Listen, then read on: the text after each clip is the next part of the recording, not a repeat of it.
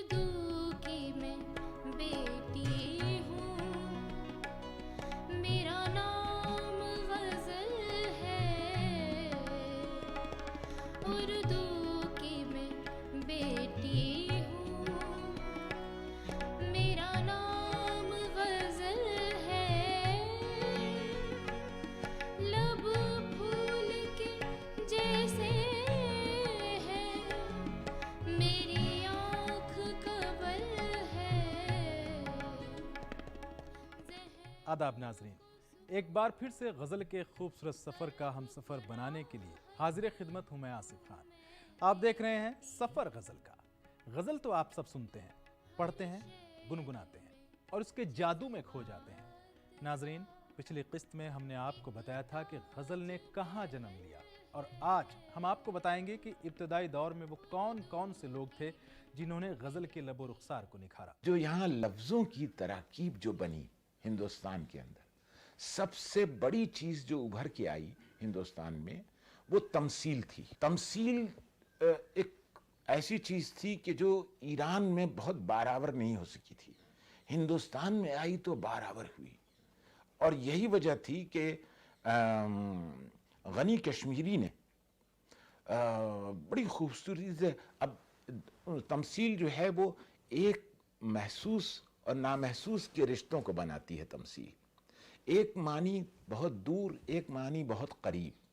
साहिब तबरेज़ी ने एक पूरी गज़ल तमसील पर लिखी और उसका मतलब ही उसने यूं बनाया कि बेमकसद मी रसद जुया काम आहिस्ता आहिस्ता, ज़े दरिया मी कशत सयाद दाम आहिस्ता आहिस्ता। इंसान अपने मकसद को धीरे धीरे आहिस्ता आहिस्ता पहुंचता है। बात कुछ समझ में नहीं आती कि मकसद को आहिस्ता आहिस्ता पहुंचता है, लेकिन दूसरे मिसरे में इस बात को बहुत वाज़े कर देता है कि ज़े दरिया मी कशत सयाद दाम आहिस्ता आहिस्ता। अगर तेजी के साथ उस दाम को खींचा जाएगा पानी से, तो पानी में जो मछली की ताकत है वो बहुत होती है, तो वो हो सकता है कि वो दाम टूट जाए।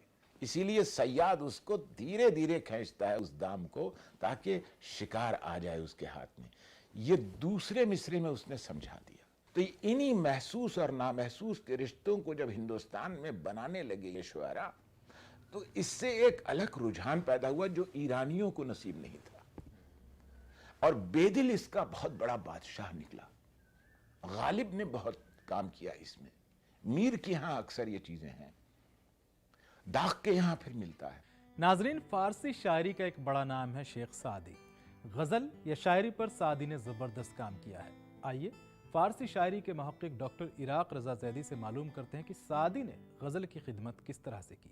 ख़ास तौर से सादी का ज़माना आता है।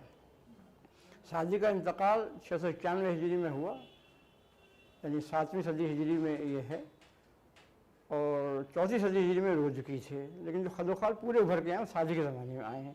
सादी ने इसमें इतनी वसअत दी और गज़ल में नए नए मज़ामीन, क्योंकि ईरान का एक ये देखा जाता है कि उनकी जमालियाती हिस्स जो है वो सबसे अच्छी है दुनिया में। आज भी अगर आप देखेंगे शोरी ज़दा दौर में भी, तो जो जमालियाती हिस्स ईरानियों के पास है वो किसी और के पास नहीं है। उनका रहने सहने का तरीक़ा, आज अगर आप लखनऊ देखते हैं तो उसकी एक झलक है जो कहलाती है लखनऊ की तहज़ीब, वो ईरानी तहज़ीब की एक झलक है जो गज़ल के लिए निहायत मौजू मानी गई इस दौर में भी, लखनऊ की तहज़ीब। तो अब जब शादी का ज़माना आया तो शादी ने उसमें जो बातें कहना शुरू की।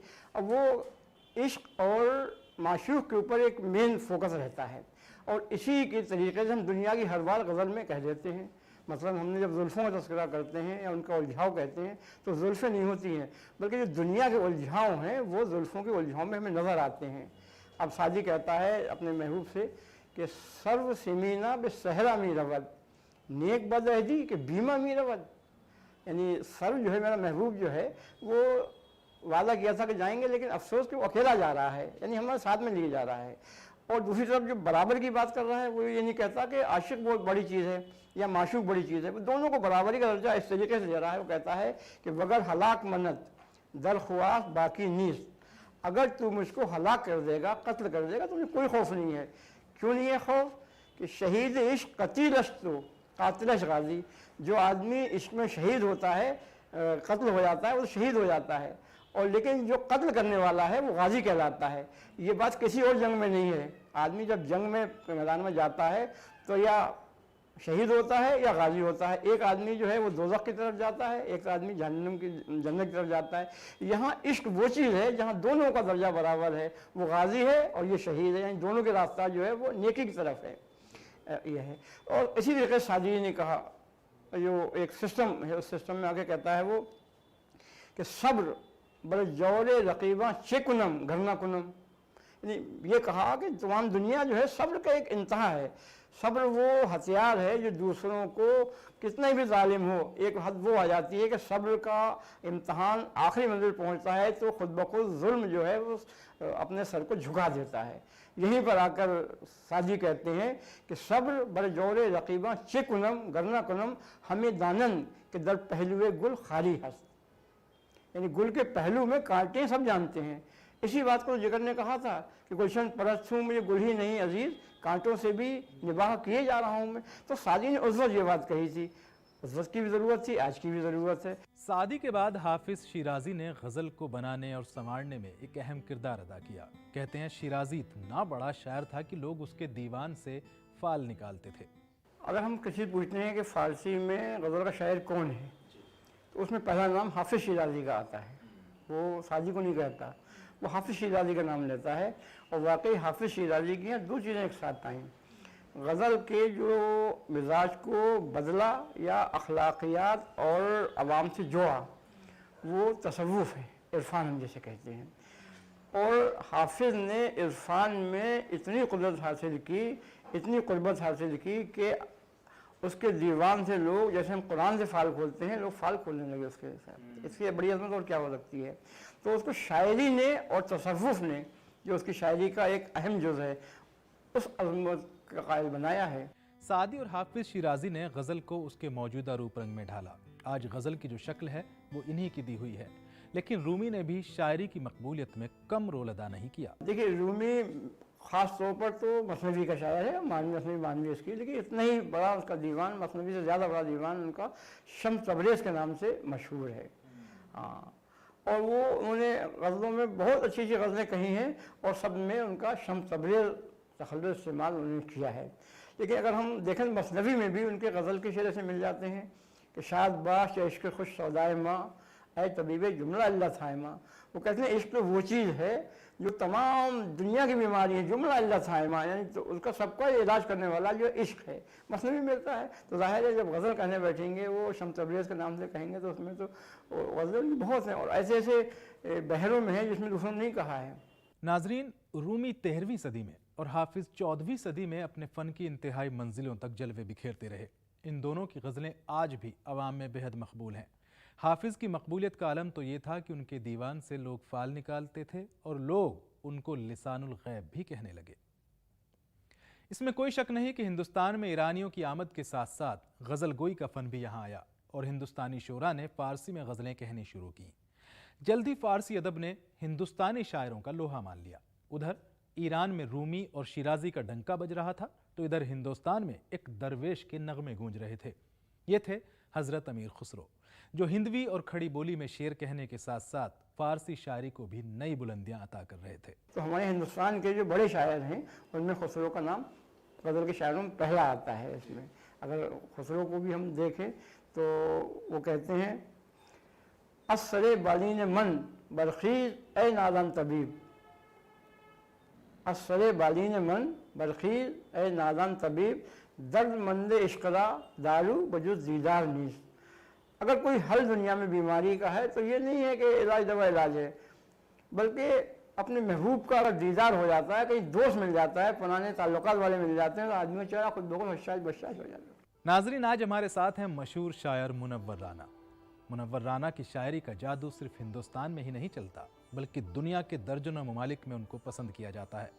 उन्होंने अपनी शायरी के ज़रिए गज़ल को एक नई पहचान दी है। उनकी शायरी में मोहब्बत की चाशनी है, रिश्तों का दर्द है, हालात का कर्ब है और समाज की बेचैनियाँ भी अशार की शक्ल में ढलकर सामने आती हैं। वो सिर्फ महबूब के लबो रुखसार पर ही गुफ्तगू नहीं करते बल्कि समाज की आंखों में आंखें डालकर उसको आईना भी दिखाते हैं। मुनव्वर राना की शायरी का तूती सिर्फ हिंदुस्तान में ही नहीं बल्कि दुनिया के दर्जनों ममालिक में बोलता है। उन्होंने अपनी शायरी के ज़रिए गज़ल को एक नई पहचान दी है। उनकी शायरी में मोहब्बत की चाशनी है, रिश्तों का दर्द है, हालात का कर्ब है और समाज की बेचैनियाँ भी अशार की शक्ल में गज़ल में ढलकर सामने आती हैं। वो सिर्फ महबूब के लबो रुखसार पर ही गुफ्तगू नहीं करते, बल्कि समाज की आंखों में आंखें डालकर उसको आईना भी दिखाते हैं। मुनव्वर राना की नज़र में शायर एक आम आदमी नहीं है। उनकी नज़र में शायर की जिम्मेदारियां बहुत ज़्यादा हैं। शायर का अपना कोई गम नहीं होता है, और गम होता होगा, लेकिन दुनिया में सबसे कमज़ोर आदमी वो है जो अपने गम का इजहार कर दे या अपनी खुशी पे खुश हो जाए। शायर उस मकाम पर होता है कि जब वो जीत कर भी अगर आए तो सबसे पहले अपने हारे हुए साथी से हाथ मिलाता है, या वो खुशी नहीं मनाता है, कहता है कि नहीं। तो शायर की जिम्मेदारियां बहुत हैं। तो ये आप नहीं कह सकते हैं कि शायर का अपना कुछ उसमें होगा। ये हो सकता है कि मौज़ूआत टकरा जाएं, सूरत हाल टकरा जाए, ये ऐसा हो सकता है। एक नीम का पेड़ आप देखते होंगे, उसी नीम के पेड़ के पास से जब एक बढ़ई गुजरता है, कारपेंटर, तो वो कहता है कि क्या तख्ते निकलेंगे इसके, बेहतरीन स्टूल और दरवाजे तैयार हो सकते हैं इसके। उसी नीम के पेड़ के नीचे से जब कुछ बच्चियां गुजरती हैं नौउम्र, तो देखती हैं, कहती हैं इस पर अगर झूला पड़ जाए तो कितना मज़ा है, और सावन का मजा आ जाए खूब, हम लोग झूले बहुत ऊंची ऊंची पेंगे मार सकते हैं।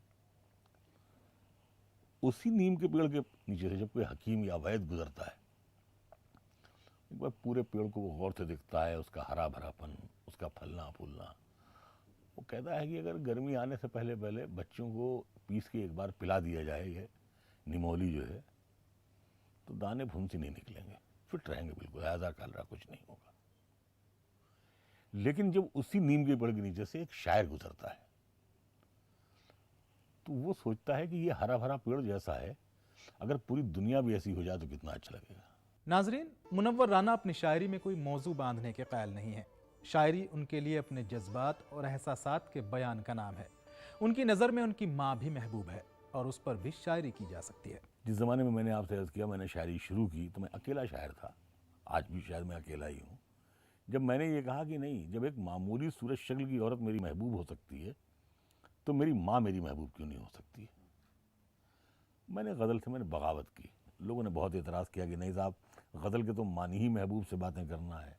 मैंने कहा नहीं, अगर भगवान रामचंद्र के अगर तुलसीदास के महबूब भगवान रामचंद्र हो सकते हैं, तो मेरी महबूब मेरी माँ भी हो सकती है। वो माँ जो मेरी पैदाइश में खुदा की साझेदार रह चुकी होती है। मैंने सब्जेक्ट बदले, मैंने रिश्तों पे शेर कहे, माँ पे बेतहाशा शेर कहे। आज मुझे खुशी है कि हिंदुस्तान की किसी ज़बान में गज़ल लिखी जाए, उर्दू में, हिंदी में, मतलब तेलुगु में, गुजराती में, सभी में लिखी जाती हैं गज़लें, हर जगह माँ ज़रूर मौजूद है।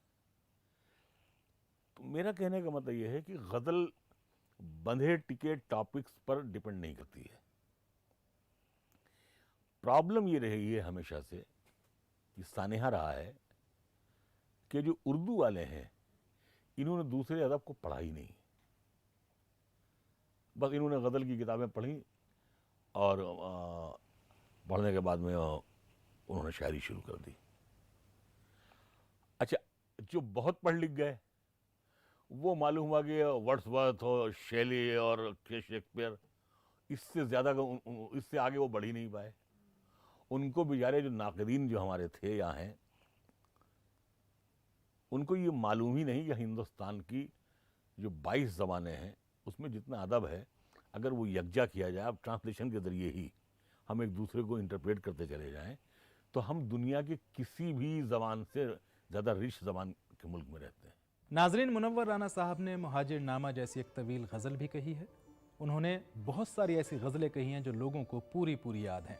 उनके बहुत सारे अशार हैं जो लोग रोज़ाना किसी ना किसी मौके पर इस्तेमाल करते हैं। जैसे उनका एक शेर है, सो जाते हैं फुटपाथ पर अखबार बिछाकर, मज़दूर कभी नींद की गोली नहीं खाते। आइए नाजरीन, मुनव्वर राना साहब से गुजारिश करते हैं कि वो अपनी एक गज़ल हमें सुनाएं। अब गज़ल एक ताज़ा गज़ल सुनाएं। गज़ल का मतलब ये है कि किसी के ज़ख्म पर चाहत से पट्टी कौन बांधेगा? किसी के जख्म पर चाहत से पट्टी कौन बांधेगा? अगर बहनें नहीं होंगी तो राखी कौन बांधेगा? किसी के जख्म पर चाहत से पट्टी कौन बांधेगा? अगर बहनें नहीं होंगी तो राखी कौन बांधेगा? एक लफ्ज़ है कासा, हिंदी में उसे भिक्षा पात्र कहते हैं। वहाँ पर एक कबूतर तेरे चिट्ठी कौन बांधेगा? ये बाज़ारे सियासत है यहाँ खुददारियाँ कैसी। ये बाज़ारे सियासत है यहाँ खुददारियाँ कैसी।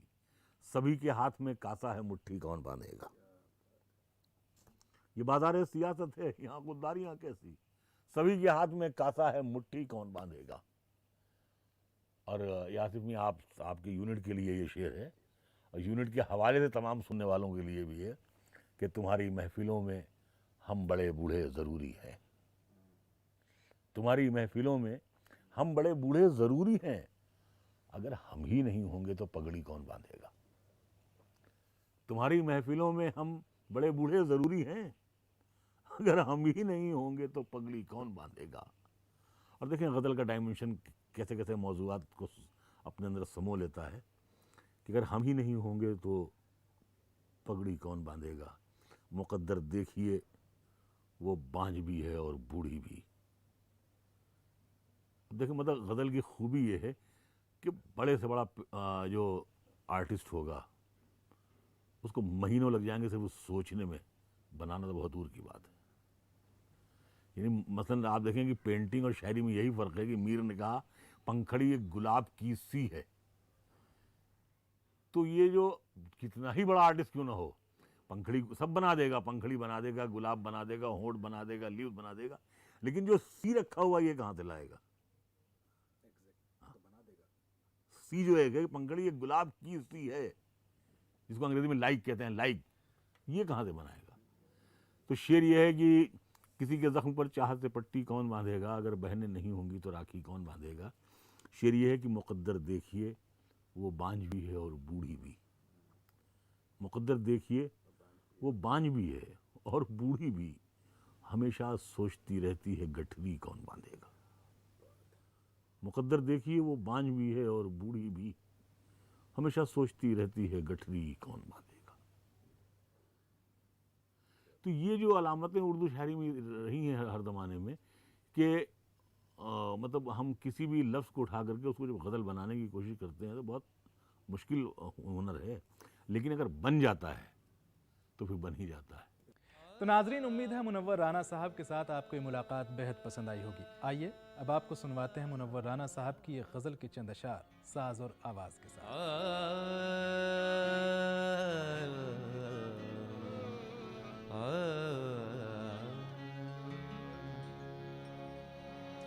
मोहब्बत का बरक लगता है, सादा छोड़ आए हैं। मोहब्बत का बरक लगता है, सादा छोड़ आए हैं। किसी को उसके कमरे में संवरता छोड़ आए हैं। मोहब्बत का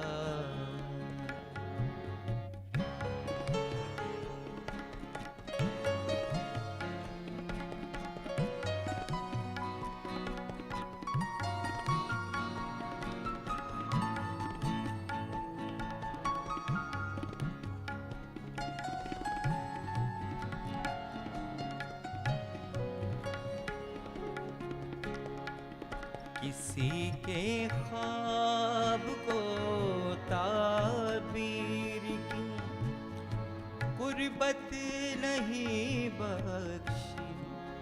किसी के ख्वाब को ताबीर की कुर्बत नहीं बख्शी।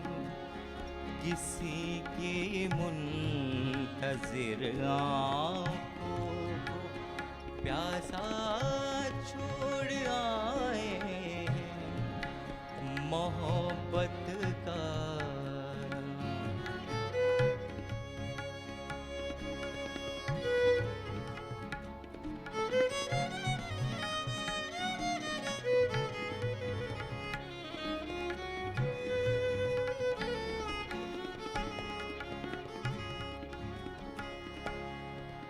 सुना है ख्वाब कतराने लगे हैं उसकी आँखों से, सुना है ख्वाब कतराने लगे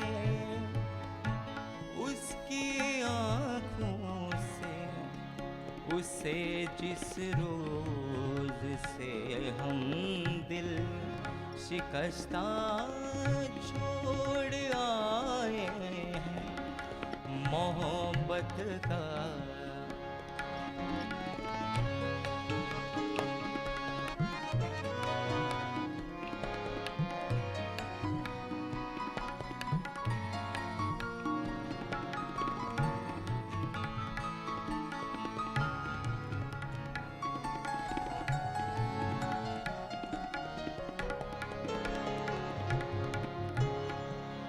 मोहब्बत की कहानी को मुकम्मल कर नहीं पाए, मोहब्बत की कहानी को मुकम्मल कर नहीं पाए, अधूरा था जो किस्सा वो अधूरा छोड़ आए हैं मोहब्बत का बरक लगता है सादा छोड़ आए हैं, किसी को उसके कमरे में संवरता छोड़ आए हैं मोहब्बत का।